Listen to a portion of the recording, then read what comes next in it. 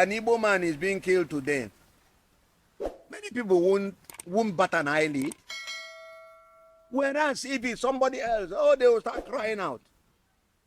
I was expecting Nigerians to come out and speak against the question of pushing Igbos out of the system. Igbos form a part of the tripod in this country. You can't push them away. In fact, Igbos form the largest ethnic nationality in Nigeria. And I stand to be corrected. And yet they are being treated as commoners, as though they don't exist. It was called Igbo coup from day one. As soon as the coup took effect on the 15th of January 1966, BBC came out with a pronouncement that 5 Igbo majors did a coup in Nigeria, trying to seize power. That is why I wrote a book titled, I wrote this book in prison, Kirikiri. It was not an Igbo coup. There are other coups in this country after that. You don't name a coup after those in the majority. You should investigate the coup first. Because if anybody did the investigation, you would see that they might call it a Yoruba coup. Because it was only Awolowo that was standing to gain from that coup. Gowon is not saying a word. When he has opportunity to talk, he says, I don't want anybody to do anything about unity that will affect our unity. Unity is for the living, not for the dead. Dead people don't talk about unity. And therefore, what is important is that he should be a man and speak up. Indeed, unity is for the living, not for the dead. Like, people have been calling out like Yakubu Gowon for a very long time to come out and tell us like what happened before, within and after Nigeria Biafra war. So the calling out no start like yesterday, my people. So my people, in this particular video, this is a Colonel Ben Gbulie. Like, this is the last interview he granted before his death. You guys know that he was one of the main key plotter of that 1966 coup. I hope you guys watched the last video I posted about him. I think he was the witness in this Aputa panel, proceedings. Yes. So, but in this particular one, like, he really narrated everything that happened. Like, you're going to get understanding of everything that happened within that 1966 coup, as well as what happened thereafter, and also the important advice that he gave to Igbo. My people, this video is a must watch. Honestly, you need to share this video so that it will get to other people to watch. But before I allow you guys to watch this particular video, let me read that about what someone wrote concerning Gowon, because Colonel Ben Gbulie even complained about Gowon in this particular video, that everything that he said, especially when he said that there's no victor, no vanquish, that is not true. Yes. So this person wrote, I am happy that General Gowon is alive. When I am making my assertions, I challenge Gowon to show evidence of federal government repair, rehabilitation, and the replacement of any of the hospitals, markets, schools, buildings, and roads destroyed by international bombing by the Nigeria Air Force and their Arab mercenaries after the Nigeria Biafra war. I challenge him to show any federal government project that his government established in the eastern part of Nigeria after the war. I challenge Gowon to show the palliative or financial support that his government gave the Easterners after the war. I need proof for his government's effort for the Eastern children to catch up with the educational system after missing out for over 3 years. I challenge him to show how many Easterners who lost their jobs because of the war were reabsorbed after the war. Take it from me, the war ended with Nigeria being the victor and the Easterners the vanquished. The reconciliation, reconstruction, and the rehabilitation policy of Gowon's government was by mouth, not deed. And this is the reason a lot of people are calling out Gowon to, tell us his own side of story, because a lot of people have questions, to ask him. So in this very video, you're going to hear what Colonel Ben Gbulie said concerning 1966 coup, what happened within that time, especially Biafra War and what happened thereafter, and also the important advice he gave to Igbo. Like, despite that this man was old, you can see that he has that energy and also passion for Igbo. And he was so angry about what Igbos are facing in Nigeria after Gowon made that promise. My people, just as I said before that this video is a must watch, share it and also give it a thumbs up so that YouTube will recommend it for other people to watch. Thank you so much for doing so, and thank you so much for watching. Honestly speaking, I don't have what it takes to introduce you or to say anything about you. Give us an overview of your life as a person. Thank you. To start with, I am about 80 years old. 80 years old. In fact, by December this year, I will clock 80. Oh, beautiful. I believe I will be more because there were no registries when I was born. And if there were, nobody registered me. Okay. I chose the date I was born. In other words, when I was going for entrance exam in the 50s, I had to go and swear an affidavit as to my age.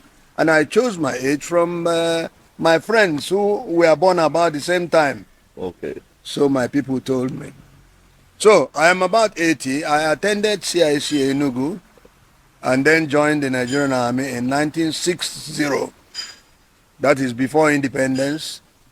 I joined the Nigerian Army when it was called Royal Nigerian Army, and I attended as a pioneer of the Nigerian Military Training College, which was at Kaduna. I attended it for 6 months, and from there I was chosen as one of the 5 people sent to Sandhurst. So I went to Sandhurst with Akine Ade, if you remember Akine Ade, who is now a Lieutenant General, Owokwe, who is already dead, Igbo, an ex-CIC like myself, and a Romobo with me. These are the people who went to Sandhurst. Normally the best 5 were sent to Sandhurst, and I was lucky to be among the best 5. That's it. So we went to Sandhurst, and I want to be brief because I have a lot of things to say about myself, both right and wrong. So I went to Sandhurst. From there, I came back to Nigeria. No, I went to a place called Chatham, Okay. to do military engineering, and it was for 1 year. And after that, I came back to Nigeria, and Nigerian Army sent me to America. So I went to Fort Belvoir in Virginia to do career engineer officer career course. So that's what happened. After that, I came back to Nigeria in 1965, and lo and behold, things were not going well in the country.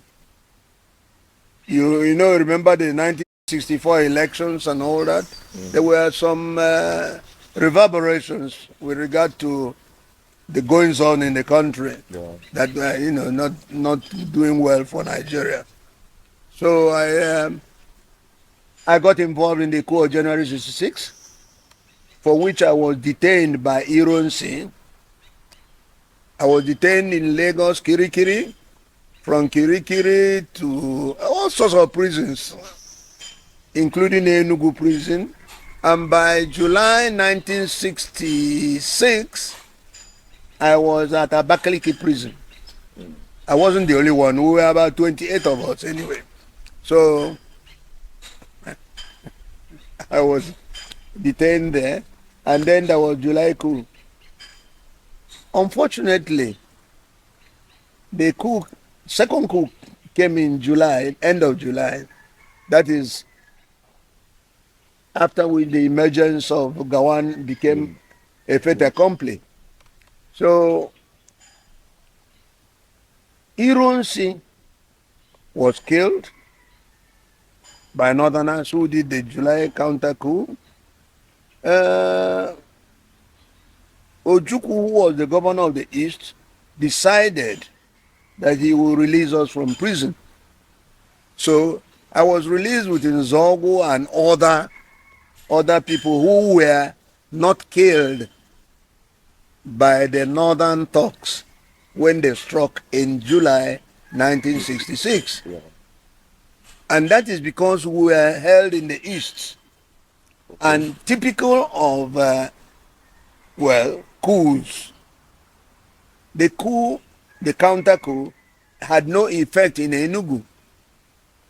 It had effect in Lagos, in everywhere except Enugu. And that was because some troops in 1st Battalion, which was at Enugu, heard about or had wind about the coup coming in, that's a counter coup, and seized the armory. The armory is where they kept arms. They seized it, and so when Northerners came to take over the armory, they were arrested. And those Northerners, including Yaradua, the Yaradua that is dead now, a lot of them. And Ojukwu was consulted because at that time he was hiding in the police headquarters. But eventually he was consulted, and he used those people arrested, those Northerners arrested, as a bargaining chip to get our people who were in the North, who were arrested in the North, released and brought home. Oh. The only thing is that when the Northerners in the East were going home, they were allowed to go home with their personal weapons. Whereas those of our people who were in the North, who were allowed to go, were not allowed to go with their personal weapons. In any case, and they were lucky they had their lives with them. So that's it. After that, then the war came. Gowon, who said to the world there was no basis for unity, fought a war of unity. In fact, brought war of unity to our doorstep. You understand? Yeah. Brought the war here, and that's why I don't have any regard for him, because he said there was no basis for unity. And in another breath, he talked about unity. He had reneged over the Aburi decision that no war should be used in solving Nigerian problem. Today, you can see what is happening in the political arena. Gowon is not saying a word.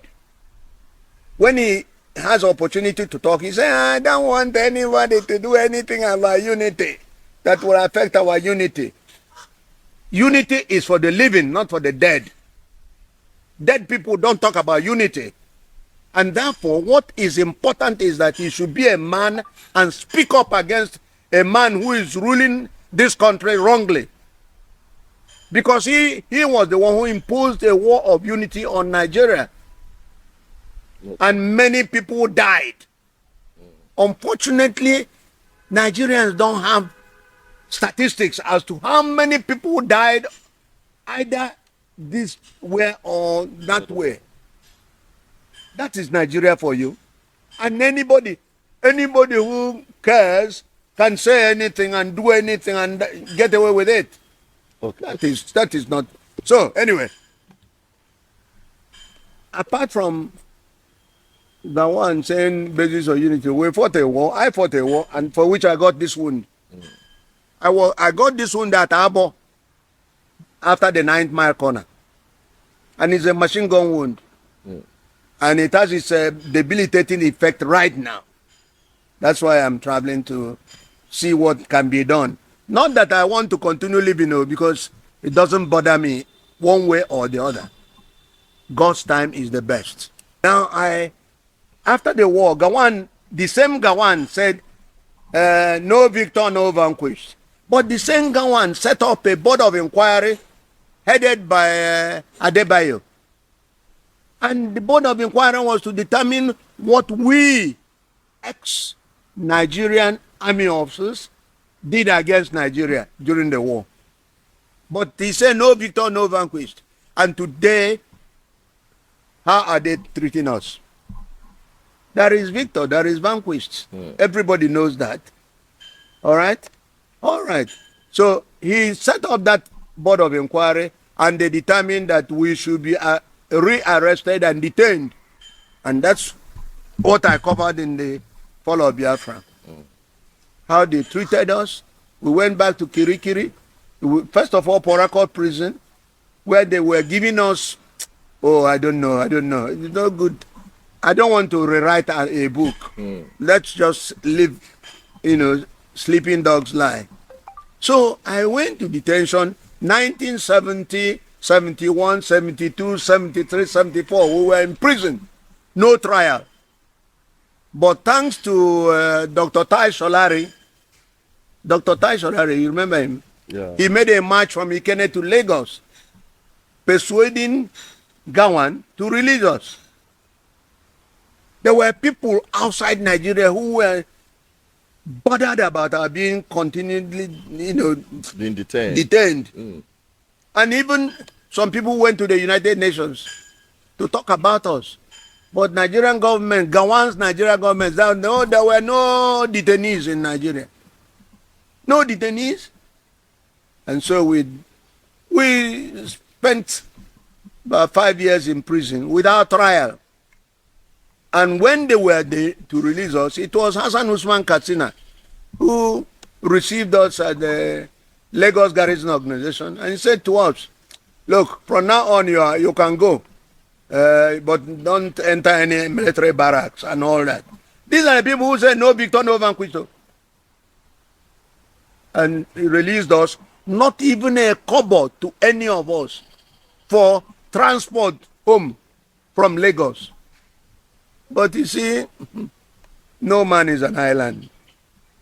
This God we serve, he knows everything. He sees everything. And I thank him, because I'm here today talking about what experiences I have. There are people who haven't had that kind of experience. Yes. So I thank God. So after that, I came out, starting life afresh. I don't want to go into that anymore because it's an old story. So that is where it ended. All right. Until I started writing books. I am not very good at writing books, because if I were good, I would have written more than 3. Actually, I have another book titled Figments and Nothing. Okay. But it doesn't matter. So, All right, sir. Thank you so much. You're giving us an overview, a summary of a very wonderful life, full of experience. And we thank God for your life, that you're still here with us to share your experience with us. Now, let's go down to the coup. Because from the coup, or from the political instability in the West, which led to the coup, then from the coup to the genocide war, yes, then to the current Nigerian system, what we are experiencing now. Now, you talked about the coup, or being co-opted into the coup. What led to the coup and all that? Give us an insider and personal experience of you being part of that coup, and why it is called Igbo coup. And you wrote a book called 5 Measures. Yeah, Nigeria's 5 Measures. Nigeria's 5 Measures. Thank you very much. The thing is, I don't want to repeat what I have already said in my book, but the point is, the coup came as a result of our taking exception to what was happening in Nigeria. People making nonsense. There's a former governor of the North who wrote lately that Nigeria is ripe for a coup. Did you read it? Yeah, I think I saw it. What's up? Yes. Nigeria is ripe for a coup. When people come and start messing up other people's lives, because some people are not serious about leadership. They are not serious. They are not serious about Boko Haram. They are not serious, and they don't even want to involve you. They are divisive. They are pushing you away instead of bringing you in. And yet we had fought a war of unity. Can you imagine it? It is unconscionable that you should fight a war of unity, a war to keep Nigeria one and indivisible. And yet, somebody who calls himself a ruler or a leader is dividing the country, pushing people aside, saying this is not qualified or qualified. This is ridiculous. If an Igbo man is being killed today, many people won't bat an eyelid. Whereas if it's somebody else, oh, they will start crying out. I was expecting Nigerians to come out and speak against the question of pushing Igbos out of the system. Igbos form a part of the tripod in this country. You can't push them away. In fact, Igbos form the largest ethnic nationality in Nigeria. And I stand to be corrected. And yet they are being treated as commoners, as though they don't exist. Okay, but you see, let me just say this. People say, oh, so the best thing is to ignore all those things and move on. Okay, but why was it called Igbo coup? Now, who made it Igbo? I have already explained it in my book. It was called Igbo coup from day one. As soon as the coup took effect on the 15th of January 1966, BBC came out with a pronouncement that 5 Igbo majors did a coup in Nigeria, trying to seize power. That is why I wrote a book titled, I wrote this book in prison, Kirikiri, even though we are not allowed to write, but it doesn't matter. So I wrote it, calling it Nigeria's 5 majors. But in the text, I explained that it was a wrong nomenclature given by BBC. In other words, I was castigating BBC for the word 5 majors. Because there were more than 5. There were in fact 8. The thing is, Igbos constituted at that time more than 60% of officer corps of the Nigerian army. So you would expect that most of the people to do a coup against the government should be in the Igbo. It was not an Igbo coup. There are other coups in this country after that. You don't name a coup after those in the majority.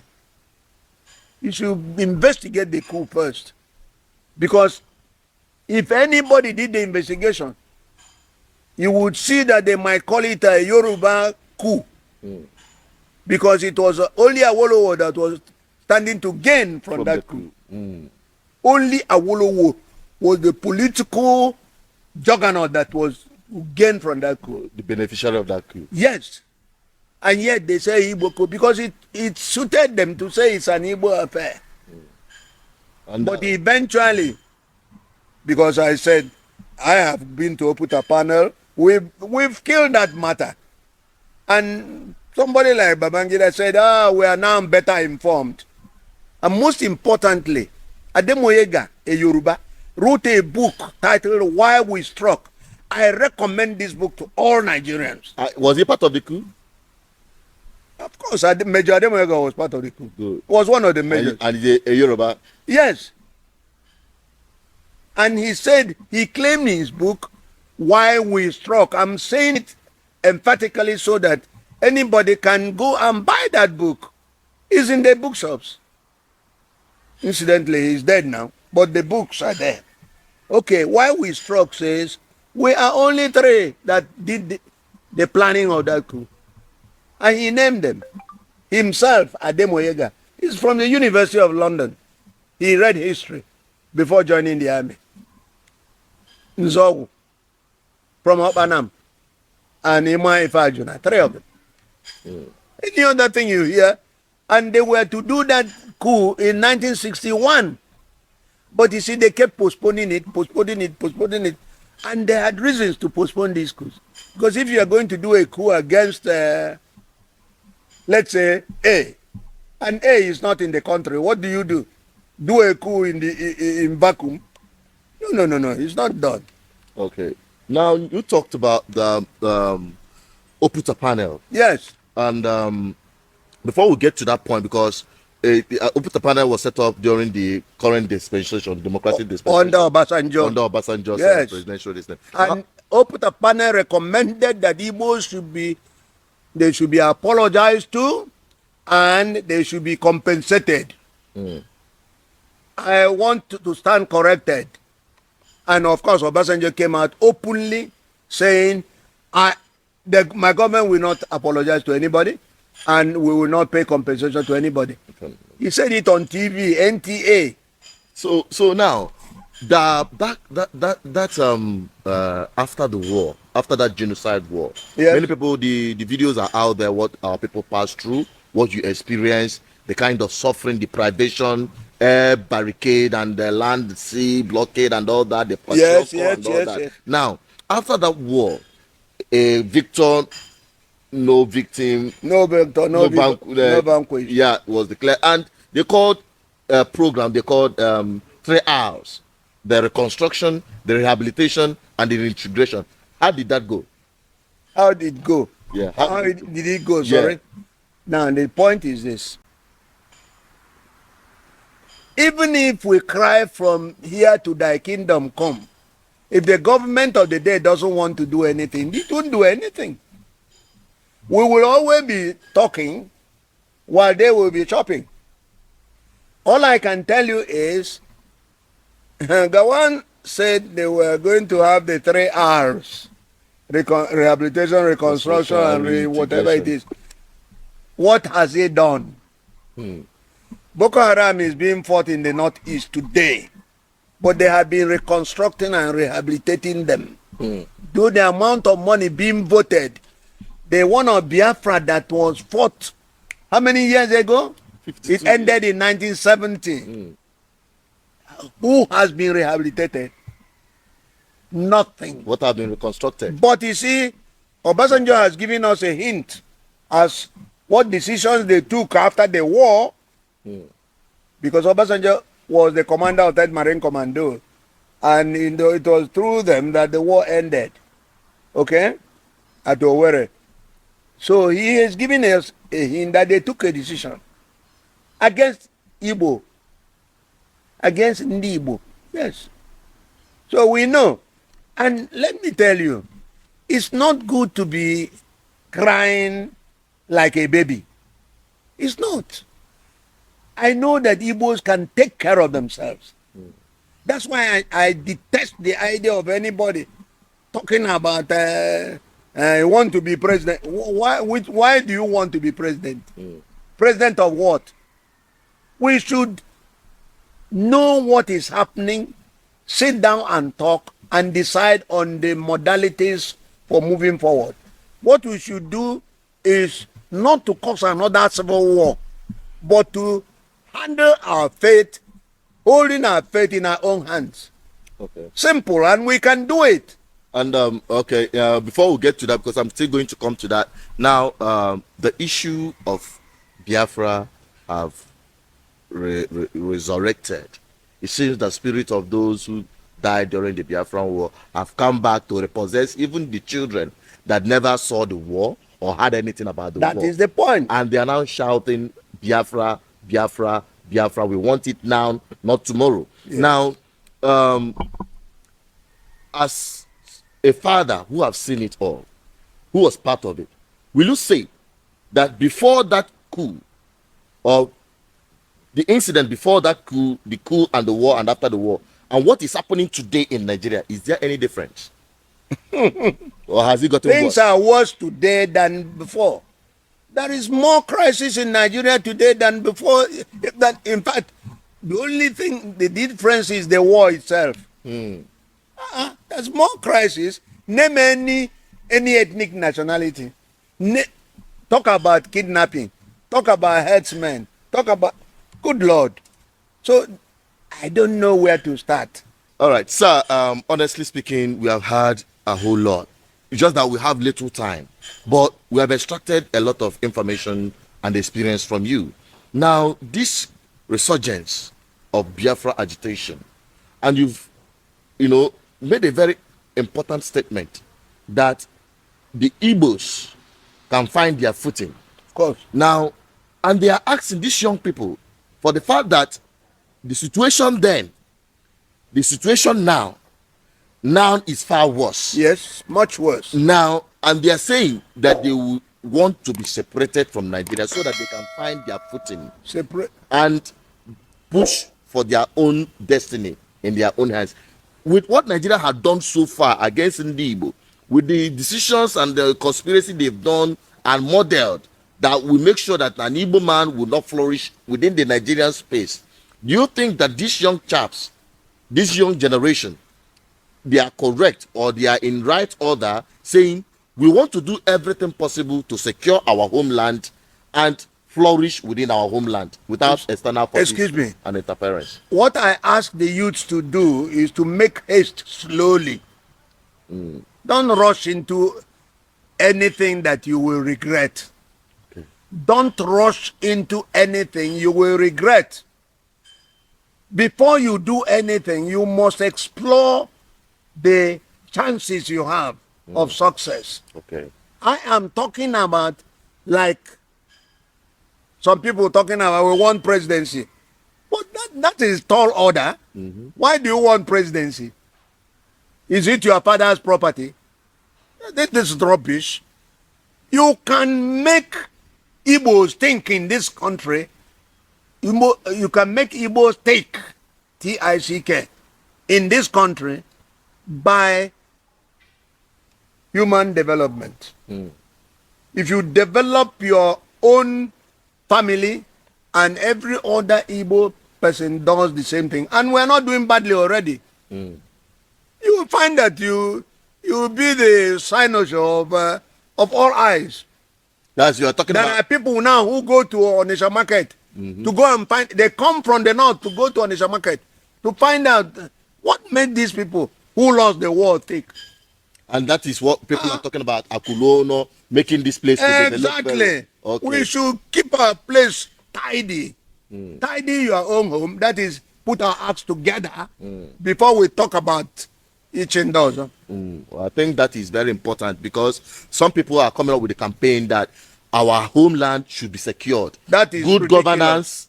governance, good development, economic development, human capital development, and all that should first of all be integrated into Igbo livelihood, their culture, and everything, so that they can. In other words, we will put our place in order. Okay. Before we think of going outwards. So let us be human in our approach to human affairs. Because there's another thing I want to say in that respect. The white man says 10 different things are not necessarily any more different than 5 different things. Do you want me to Explain further. expatiate? Good. Nigeria is like an octopus. Many tribes, many ethnic groups, many languages, and so it's even probably ungovernable. But Biafra was also in the same problem. Had the same problem because we had minorities. Minorities wanted their freedom. The only difference is that in the case of Biafra, every province had its own provincial government. We had 10 of them. Provincial governments. So you decide what you want in your area. Like a confederation system. Like a confederal system. Now, but all these things will work if you have a frame of mind to accept other people's ideas too. Compare them with yours and don't rush into decisions. So that what is important is that we should put our own acts together. One is manpower development. Ndị Igbo should have it as first priority. Manpower development. And we are not doing badly. I have said so before. We are not doing badly. Most of the families in Igbo land, most of the families have doctors, lawyers, engineers, and all that. And they're used to developing their own home, which you don't find in other ethnic groups. That is why we should create a situation in which we are a beacon for the rest of Nigeria. And you know we can be a beacon for the rest of Nigeria, both women and men. But yeah, everybody wants to be this and be that and all that. And our people are rude. We should have some culture of politeness. Thank you so much. It has been a wonderful time with Colonel Ben Gbulie. It's a pleasure having him speak with such energy, even at his age. Some of you don't have that energy. And I want to tell you that I have these wonderful books right here written by our father, Ben Gbulie. It will be made available, it's already available in bookshops. And BVI Channel 1 will also try to get copies of this and put on our online store where people can also access them. It's a pleasure to be with you, Father. Thank you. You are a living documentary. The person I would really want to talk about now is Major Ademoyega. Adewale Ademoyega. He is a great, he was, because he's dead now. He died over 3 years ago in Lagos. But this is a man who did something and took responsibility for doing it. Where everybody was saying it's an Igbo coup, he said no, it's not an Igbo coup. And that he was one of the 3 principal actors. And that he even went to recruit people for that coup, the January 15 coup. And you know, he even asked how he went to Ibadan to recruit one of the majors. One of the majors happened to have come from Benue, and the man threatened Ademoyega. And he will report this matter to the commanding officer. And he said, Ademoyega said, no, you know, I'm joking. When you are getting somebody to participate in a coup and he says he's going to report, that is a terrible thing. So he said he was joking. And the man took him. Interestingly, Ademoyega is dead. He took part in that coup. The man I am referring to used to be a chief of staff in the Nigerian army. He's dead. He's dead. A lot of people who took part in that coup of January 66 are dead. A lot of them are dead. All right? So when they get to God's own kingdom, they will sort out their problems. And I don't mind when it will be my turn to join them, because I already made a case. I'll get some lawyers to prepare case, my own brief for me. It's all right, sir. Now, finally, you fought in the Biafran army. You were